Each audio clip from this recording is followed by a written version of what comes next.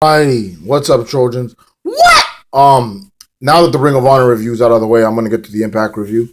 Before I start, I want to say the Ring of Honor. I forgot to mention there was that show that was taped was 2 nights, and it was completely out of order. Like the main event was from the night before, and then the other two matches were from like the second night scattered around. I don't know what the fuck. All right, but anyway, this was Impact Special Edition, Impact Bell to Bell. I think they've been on Wednesday nights for a month now, but this was the first time I got to watch it on my own TV instead of on the net. I actually got to watch it for the first time on my TV since like October. But anyway, it's time for the review. The first match was like a losing faction to Spans match. I thought it was completely unfair that they did a 3-on-4, but whatever. Micah got eliminated. Eli Drake, he got taken out with an injury. This is what they did with Magnus before they pushed him, so maybe they're protecting Eli Drake. And then Drew Galloway was by himself. I think Loki got eliminated. Kenny King he was sent to the back. And then it became a handicap match. Hernandez is still good. This match ended because Galloway told MVP, "Fuck you." And MVP said, "What?" And he kicked him right in the face and pinned him. The Rising is disbanded. Also, Loki's injury is to write him off because he left TNA. So yeah. Now I couldn't stand this segment next. It was James Storm, Mickey James, and Magnus, and Koya was with Magnus. And obviously there's not one scratch on anybody's body because the match that they had at Slammiversary was after this was taped or whatever. So yeah, but James Storm pretty much tells Mickey James, "I can get any woman I want." And Mickey James says, "Okay, well, you find the woman and I'm going to have my last match with her." And I don't like when TNA does this. If you're going to bring somebody in, do it now. Like they always do this. Like they tape like everything for like a month worth of television. But for some reason, they stall the first week. So people get impatient and they look at, like, stop. Just do it right off the bat while the iron's hot. Whatever. I want to see Mickey James wrestle again, so it's whatever. The next match was a phenomenal match. The Dirty Yales, John, versus the Wolves. Nobody got a pin until like the last 5 minutes. Great match, near fall after near fall, finishers.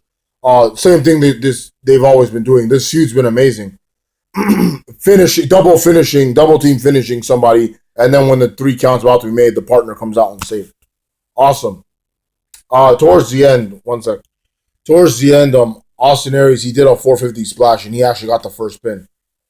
And then there was like 4 minutes left.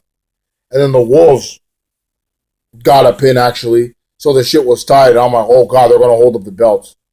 And then finally, like, there were like 3 minutes left. And then when it was like down to 1, Eddie Edwards rolls up Bobby Roode and pins him. And then like the last 30 seconds, Bobby Roode's like attacking him and putting him in the crossface. But by then it was too late. The Wolves are the new champions. I believe they're a 4-time tag team champions. They tied Beer Money's record. And the Wolves are the best, man. Great, phenomenal Iron Man match. Great tag team feud. The best of 5 has been outstanding. I don't know why Aries was limping on the way to the ring. I don't know if he's really hurt or if he's, selling a Slammiversary injury. This match was taped before that, but whatever. I'm happy the Wolves won. Aries, I think, might be leaving, and then Roode is going to go to GFW, I believe. Or he's in their tourney. Next was the triple threat match with Kong. I think it's Brooke and Taryn Terrell. And Kong comes out. "Hello, I heard y'all was hiring. See, my name is like, what? And then she comes out ready to kick somebody's ass. And Brooke comes out in her gym attire, jumping up and down again. Bye. And then Taryn comes out with the beautiful Dollhouse. The awesome Courtney Love song. Oh my God, I love that song. Dun, dun, dun. I am dun, dun, dun, dun. Doll parts and dun, dun, dun. Doll legs. Dun. Okay, anyway. I was surprised that Taryn Terrell won this match. It was really good. I think she did the least out of anybody. I seriously thought Kong was going to take it home, but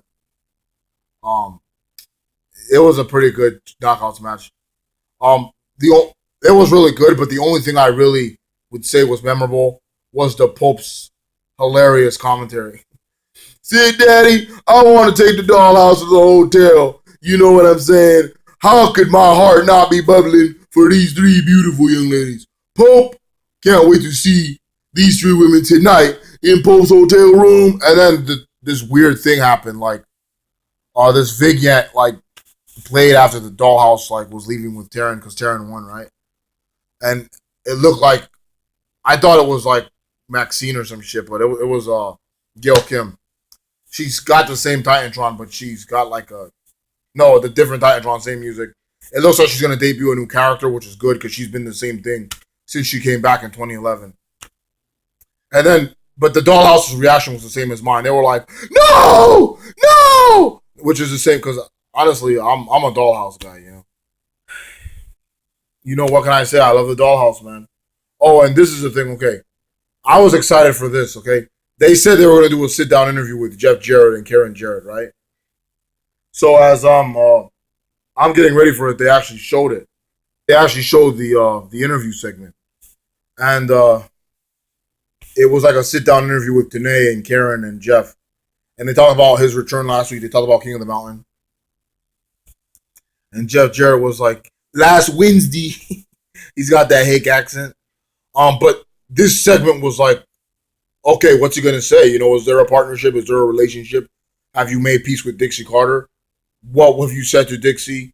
What have you said to Big? What have you said to Billy Corgan? He just said there is a relationship, and this relationship is going to turn heads and shock everybody. And then the interview's over. I'm like, are you fucking kidding me? But apparently they broke it down into parts. So you gotta watch next week. We gotta make you watch next week. So whatever. I'll see for that next week, okay? And then EC3 comes out and he's wearing a shirt that says fight EC3 fight or something like that. So that's gonna piss people off, but he's getting ready for his world title match against Kurt Angle. My brother brought up a funny point. He said Jeff Jarrett and Karen Jarrett should be the general managers of Impact just to piss off WWE fans because they're gonna say, "Oh, it's an authority ripoff." What authority? Okay, anyway, EC3 versus Kurt Angle in the main event for the TNA World Heavyweight Championship. The match of the summer, great match, full of storytelling. Tyrus kept fucking interfering, and then when the referee got knocked out, he interfered again, and I was like, "Oh god." By the way, Tyrus needs to wear pants. Anyway, they ejected his butt from the arena to the point where two referees had to come out and take him. And then Angle hit an Olympic slam, and Carter, it looked like Carter was going to go down, but he kicked out. And then he hit the 1% on Angle. And the near fall was so close, it was like 1, 2, and then Angle kicks out, right? So then Angle, with no Tyrus, Angle locks him in the ankle. He picks the ankle, and he blocks him in the ankle lock. Carter's got like his elbow pad in his mouth, and he's like, and he's like trying not to tap. And then he gets out of it, right? And he's been in there so long, so he's like favoring his ankle. And Angle's behind him like, "Get up, you son of a bitch. Get up." And then he goes, he took EC3 to Suplex City tonight too. Like, nailed like 12 suplexes on that boy. But then he's about to finish him off with one final Olympic slam.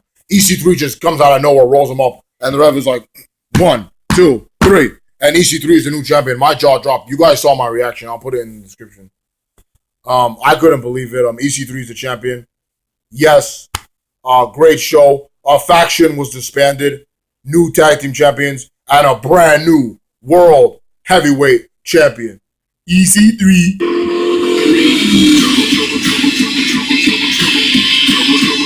Woo!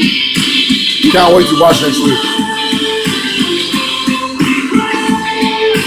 Trouble.